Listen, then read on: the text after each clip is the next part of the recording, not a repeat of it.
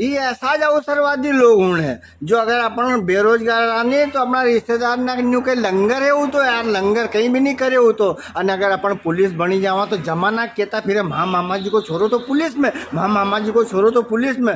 प्यारा दर्शक मित्र हो, प्यारा ग्राहक गण हो, Shri Ganesh plaza electronics furniture showroom Chhipra का आपको जो अभूतपूर्व प्यार मिलो है ओकर देखिन एक से मिलता जुलता नाम की दुकान ना नरा ने खोल ली। अन्य के हम तो उनका ज रिश्तेदार हैं, दो ही जगह एक जैसो सामान मिले नाम में कहीं फर्क नहीं है। पर हूँ आपके की रही है श्री गणेश प्लाजा की दो दुकान सिपरा में है, सिपरा का अलावा अपनी दुकान अब भी की भी नहीं है। अने ऐसो सामान भी दूसरी जगह नहीं मिले, नहीं तो झूठ बोली अने इनकी रोटी सेके बाकी का जो दूसरा रही इनसे मिलता जुलता नाम की दुकान ना खोल ली लोग उनने। अन वहाँ गिराक जाए तो न्यू के तो दो ही जगह एक ही है, नहीं तो हमारा रिश्तेदार है तो ध्यान रख जो इनको, ध्यान रख जो। हाँ